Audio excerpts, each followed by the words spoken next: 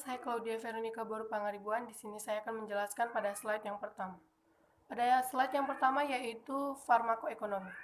Pengertian dari farmakoekonomi adalah studi yang mengukur dan membandingkan antara biaya dan hasil atau konsekuensi dari suatu pengobatan. Tujuannya untuk memberikan informasi yang dapat membantu para pembuat kebijakan dalam menentukan pilihan atas alternatif pengobatan yang tersedia agar pelayanan kesehatan menjadi lebih efisien dan ekonomis. Tinjauan farmakoekonominya, keterbatasan sumber daya dan dana, sumber daya manusia atau terutama tenaga kesehatan, waktu, fasilitas, peralatan dalam menjalankan sistem pelayanan, sementara kebutuhan terus meningkat. Keterbatasan ini memaksa dilakukannya pemilihan prioritas terhadap teknologi kesehatan, obat, tenaga kesehatan, sehingga mampu memenuhi skala prioritas yang dibuat secara objektif. Selanjutnya yaitu anggaran kerupuk bawang. Berikut adalah bahan-bahan beserta harganya. Yang pertama nama barang, yaitu tepung roti, banyak barang 3 kilo, harganya 3.000 dengan jumlah harga 12.000. Yang kedua telur 5 butir, harga 1.000, jumlah harga 5.000. Yang ketiga yaitu daun seledri 4 helai, harga 1.000, jumlah harga 4.000. Yang keempat bawang merah 1 siung, harga 2.000, jumlah harga 2.000. Yang kelima bawang putih 1 siung, harga 2.000, jumlah harga 2.000. Yang keenam garam 1 bungkus dengan harga 3.000, jumlah harga 3.000. Yang ketujuh vanili 1 bungkus, harga 1.000, jumlah harga 1.000. Yang kedelapan plastik atau wadah dengan banyak 1/4 kg, harga 14.000, jumlah harga 7.000. Yang kesembilan minyak goreng setengah kilogram dengan harga 13.000, jumlah harga 8.000. Sehingga total dari jumlah harga semuanya yaitu 44.000. Sehingga jumlah produk yang dihasilkan sebanyak 35 bungkus dikali 2.000 per bungkus, sama dengan 70.000. Selanjutnya yaitu rencana anggaran makaroni dan kerupuk mie bulat. Yang pertama yaitu nama bahannya makaroni sebanyak 1 kg harga 15.000, jumlah harga 15.000. Kedua kerupuk mie bulat 1 bungkus dengan harga 15.000, jumlah harga 15.000. Plastik atau wadah 1/4 kg dengan harga 14.000, jumlah harga 7.000. Yang keempat minyak goreng 1 kg dengan harga 13.000, jumlah harga 13.000. Yang kelima sambal balado 1 siung dengan harga 3.000, jumlah harga 3.500. Yang keenam bubuk jagung bakar 1 bungkus dengan harga 3.000, jumlah harga 3.500. Sehingga jumlah harga dari semua total ini yaitu 57.000 rupiah. Sehingga jumlah produknya didapatkan 80 bungkus dikali 1.000 rupiah per bungkus, sehingga totalnya 8.000. Selanjutnya yaitu rencana anggaran keripik ubi. Yang pertama nama bahannya yaitu singkong, banyak barang 10 kg, harga 2.000, jumlah harga 20.000. Minyak goreng 3 kilo, harga 13.000, jumlah harga 39.000. Yang ketiga garam 1 bungkus, harga 1.000, jumlah harga 1.000. Bawang merah 2 siung, harga 2.000, jumlah harga 4.000. Yang kelima bawang putih harga banyak 1 siung, harga 2.000, jumlah harga 2.000. Yang keenam cabai merah 1/4 kg dengan harga 40.000, jumlah harga 10.000. Plastik atau wadah 1/4 kg dengan harga 15.000, jumlah harga 4.000, sehingga totalnya menjadi 77.000 rupiah. Jumlah produknya yang dihasilkan yaitu 120 bungkus dikali 1.000 rupiah per bungkus, sehingga totalnya 120.000. Selanjutnya yaitu rencana anggaran sop buah. Yang pertama bahannya yaitu buah melon 2,5 kg dengan harga 18.000, jumlah harga 45.000. Yang kedua buah pir 1,5 kg, harga 25.000, jumlah harga 30.000. Yang ketiga buah semangka 2,4 kg, harga 17.000, jumlah harga 40.000. Yang keempat buah anggur 0,7 kg, harga 28.000, jumlah harga 20.000. Yang kelima buah naga 1 kg, harga 35.000, jumlah harga 35.000. Yang keenam sirup kurnia 1 botol harga 25.000, jumlah harga 25.000. Yang ketujuh, bubuk agar-agar 1 bungkus, harga 4.000, jumlah harga 8.000. Yang kedelapan, susu kental manis 2 kaleng, harga 11.000, jumlah harga 22.000. Yang kesembilan, cup plastik 1 bungkus, harga 20.000, jumlah harga 20.000. Sendok plastik 1 bungkus, harga 20.000, jumlah harga 20.000. Yang selanjutnya, gula 1 kg, harga 15.000, jumlah harga 15.000. Sehingga total dari jumlah harga ini sebanyak 280.000. Sehingga jumlah produk yang dihasilkan yaitu 41 cup dikali 10.000 per cup, sehingga dihasilkan 410.000 rupiah. Perkenalkan, nama saya Melinda Tosoid. Saya akan membawa slide selanjutnya. Kas usaha makanan dan minuman ringan pada tanggal 29 Oktober 2020 sampai dengan 5 November 2020. Pada tanggal 29 Oktober 2020 saldo awal itu Rp500.000. Kemudian pada tanggal 29 Oktober 2020 kami membeli bahan baku kerupuk bawang sebanyak Rp44.000. Jadi saldo kami berkurang menjadi Rp456.000. Pada tanggal 29 Oktober 2020 kami membeli bahan baku makaroni dan kerupuk mie bulat sebanyak Rp57.000. Jadi saldonya berkurang menjadi Rp399.000. Pada tanggal 29 Oktober 2020 kami membeli bahan baku keripik singkong sebanyak Rp77.000. Jadi saldonya berkurang menjadi Rp322.000. Pada tanggal 29 Oktober 2020 kami membeli bahan baku sop buah sebanyak Rp280.000. Jadi saldonya itu berkurang menjadi Rp42.000. Pada tanggal 1 November 2020 penjualan kerupuk bawang sebanyak Rp70.000. Jadi saldonya itu meningkat menjadi Rp112.000.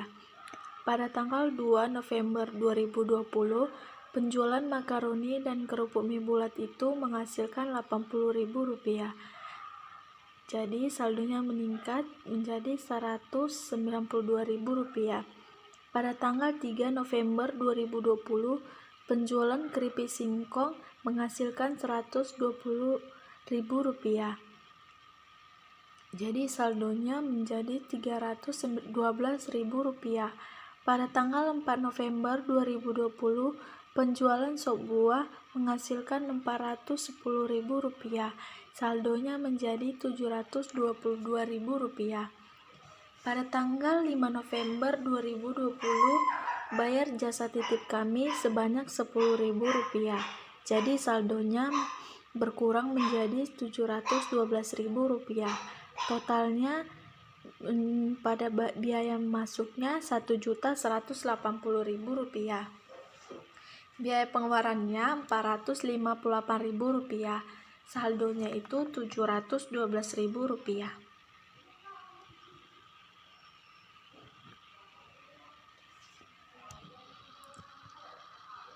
Pada tanggal 5 November 2020 sampai dengan 12 November 2020, pada 5 November 2020, saldo awal kami itu Rp712.000. Pada tanggal 6 November 2020, kami membeli bahan baku kerupuk bawang dengan biaya Rp88.000. Jadi saldonya Rp624.000. Pada tanggal 7 November 2020, kami membeli bahan baku makaroni dan kerupuk mie bulat sebanyak Rp114.000. Jadi saldonya Rp510.000. 8 November 2020 kami membeli bahan baku keripik singkong dengan biaya Rp77.000. Jadi saldonya Rp433.000. Pada tanggal 9 November 2020 kami membeli bahan baku sop buah dengan biaya Rp280.000. Saldonya menjadi Rp153.000.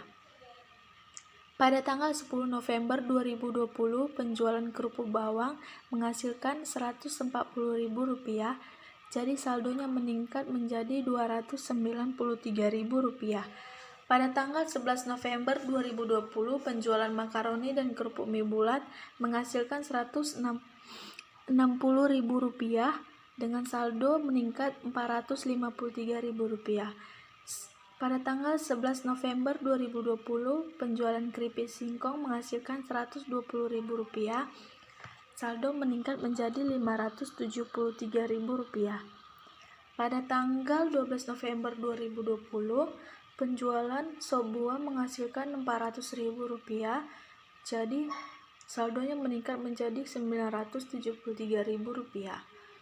Pada tanggal 12 November 2020, bayar jasa titip kami sebanyak Rp15.000. Jadi, saldonya berkurang menjadi Rp958.000. Totalnya itu biaya yang masuk Rp1.532.000. Biaya yang keluar itu Rp574.000. Saldonya menjadi Rp958.000. Laba dan rugi per minggu kami dari tanggal 5 November 2020 sampai 12 November 2020, penjualannya itu Rp1.532.000, modalnya Rp574.000, laba kotornya Rp958.000, modal awalnya Rp712.000, laba bersihnya Rp246.000.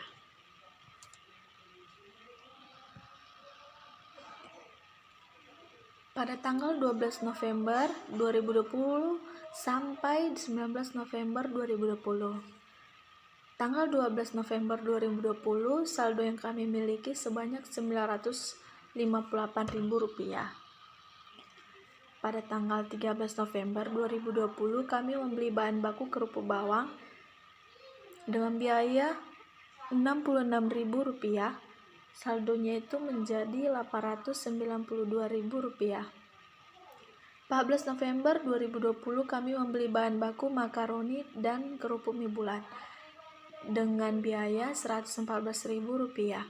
Saldonya menjadi Rp778.000. Pada tanggal 15 November 2020, kami membeli bahan baku keripik singkong dengan biaya Rp77.000, jadi saldonya menjadi Rp700.000. Pada tanggal 16 November 2020, kami membeli bahan baku sop buah dengan biaya Rp280.000. Sisa saldo kami menjadi Rp421.000. Pada tanggal 17 November 2020, penjualan kerupuk bawang kami menghasilkan Rp104.000.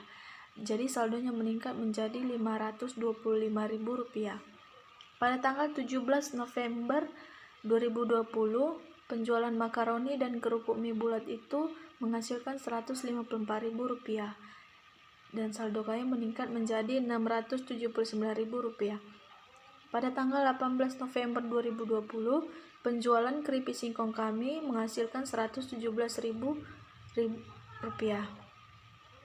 dan saldo kami meningkat menjadi Rp796.000.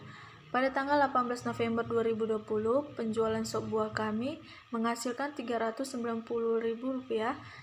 Jadi saldo kami meningkat menjadi Rp1.186.000. Pada tanggal 19 November 2020, bayar jasa titip kami mengeluarkan Rp15.000 dan sisa saldo kami menjadi Rp1.171.000. Totalnya menjadi Rp1.723.000 dan biaya pengeluarannya Rp552.000. Sisa saldonya menjadi Rp1.171.000. Laba dan rugi kami per minggu itu 12 November 2020 sampai dengan 19 November 2020. Penjualannya itu Rp1.723.000, modalnya Rp552.000, laba kotornya Rp1.171.000, modal awalnya itu Rp958.000, laba bersihnya itu Rp213.000. Jadi keuntungan yang kami dapatkan pada tanggal 12 November sampai dengan 19 November 2020 menurun dari tanggal 5 November 2020 sampai dengan 12 November 2020. Kemudian kas usaha kami pada tanggal 19 November 2020 sampai dengan 26 November 2020. Pada tanggal 19 November 2020, saldo yang kami miliki itu sebanyak Rp1.171.000. Kemudian kami menggunakannya pada tanggal 18 November 2020 untuk membeli bahan baku kerupuk bawang dengan biaya Rp88.000, jadi saldonya menjadi Rp1.083.000. Pada tanggal 19 November 2020, kami membeli bahan baku makaroni dan kerupuk mie bulat dengan biaya Rp85.000, jadi sisa saldonya menjadi Rp998.000. Pada tanggal 19 November 2020, kami membeli bahan baku keripik singkong dengan biaya Rp114.000, jadi sisa saldonya itu menjadi Rp884.000. Pada tanggal 20 November 2020, kami menggunakannya untuk membeli bahan baku sop buah dengan biaya Rp310.000, jadi sisa saldo kami menjadi Rp574.000. Pada tanggal 21 November 2020, penjualan kerupuk bawang kami menghasilkan Rp130.000 dan saldo kami meningkat menjadi Rp704.000. Pada tanggal 22 November 2020, penjualan makaroni dan kerupuk mie bulat kami menghasilkan Rp120.000 dan meningkat menjadi Rp824.000 saldonya. Pada tanggal 23 November 2020, penjualan keripik singkong kami menghasilkan Rp160.000 dan saldonya meningkat menjadi Rp984.000. Pada tanggal 24 November 2020, penjualan sop buah kami menghasilkan Rp440.000 dan saldonya meningkat menjadi Rp1.424.000. Pada tanggal 26 November 2020, bayar jasa titip kami mengeluarkan Rp15.000. Jadi sisa saldonya Rp1.409.000. Totalnya itu 1 juta, total dari biaya masuknya itu Rp2.221.000. Biaya pengeluarannya Rp612.000 dan saldonya itu Rp1.409.000. Laba dan rugi per minggu kami dari 19 November 2020 sampai dengan 26 November 2020. Yang pertama ada penjualannya yaitu Rp2.021.000, modalnya Rp612.000, laba kotornya Rp1.409.000, modal awalnya Rp1.171.000. Jadi laba bersihnya itu Rp238.000.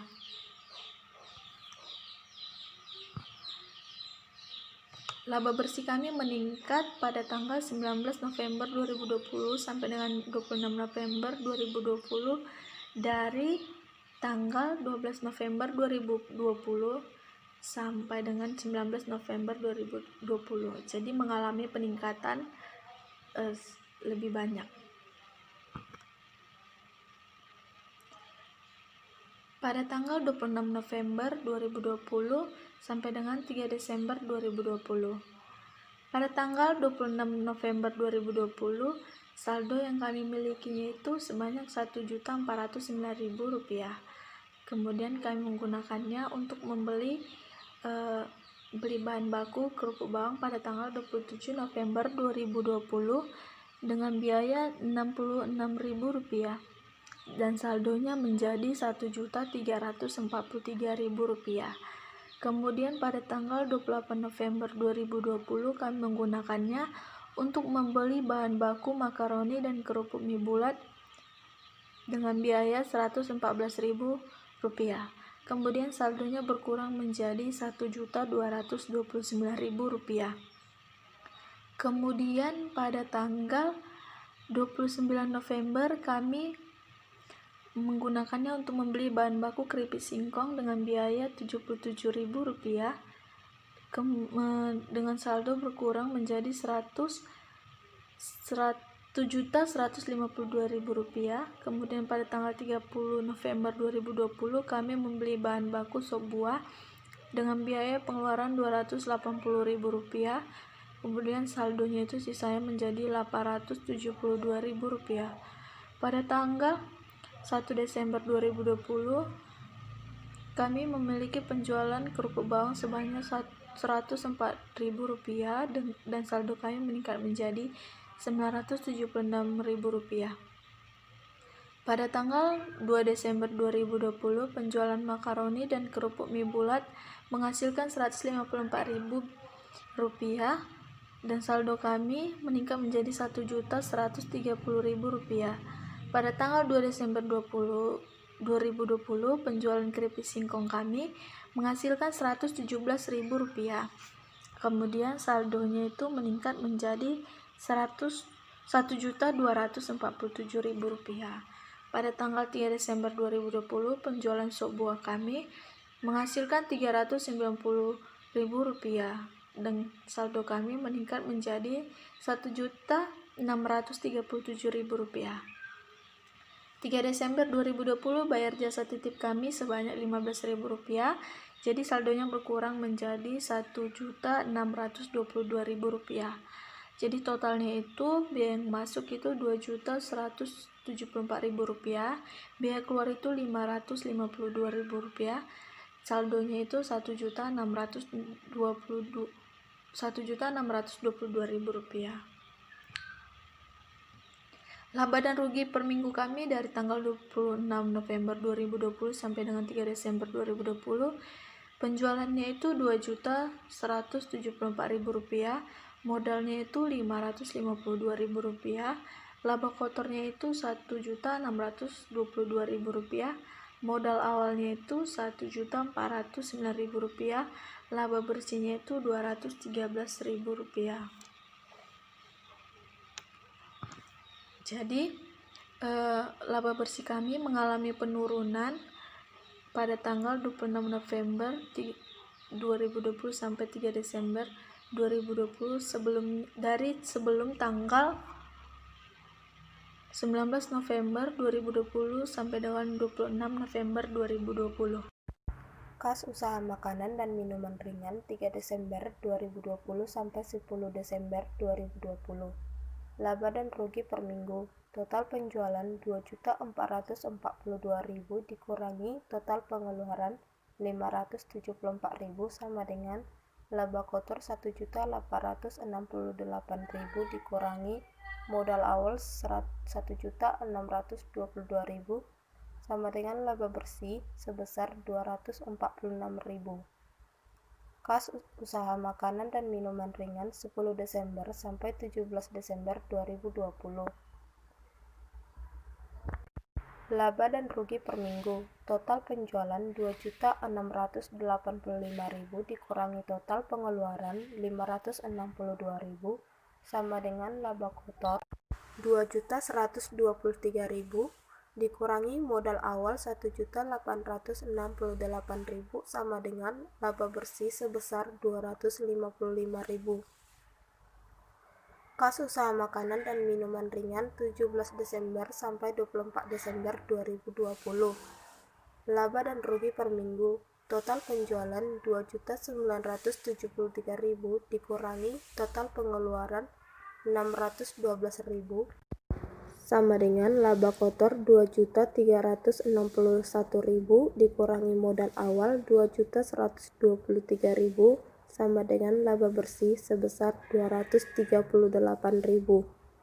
Metode pengembalian investasi ROI atau Return of Investment digunakan untuk mengukur persentase manfaat proyek dibandingkan dengan biaya yang dikeluarkan.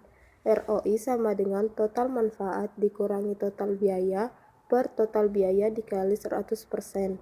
Suatu proyek investasi yang ROI-nya lebih besar dari 0 adalah proyek yang dapat diterima. Perkenalkan, nama saya Yunta Maria Sinaga dengan NIM 1801011459. Baiklah, selanjutnya saya akan bacakan ROI atau Return of Investment pada tanggal 19 November 2020 sampai 26 November 2020, di mana untuk mencari nilai ROI digunakan rumus total manfaat dikurang total biaya per total biaya dikali 100%. Sama dengan 850.000 dikurang 612.000 per 612.000 dikali 100% sama dengan 38,8%. ROI tanggal 26 November 2020 sampai 3 Desember 2020 sama dengan 765.000 dikurang 552.000 per 552.000 dikali 100% sama dengan 38,5%. ROI tanggal 3 Desember 2020 sampai 10 Desember 2020 sama dengan 820.000 dikurang 574.000 per 574.000 dikali 100% sama dengan 42,8%. ROI tanggal 10 Desember 2020 sampai 17 Desember 2020 sama dengan 817.000 dikurang 562.000 per 562.000 dikali 100% sama dengan 45,3%. ROI tanggal 17 Desember 2020 sampai 24 Desember 2020 sama dengan 850.000 dikurang 612.000 per 612.000 dikali 100% sama dengan 38,8%.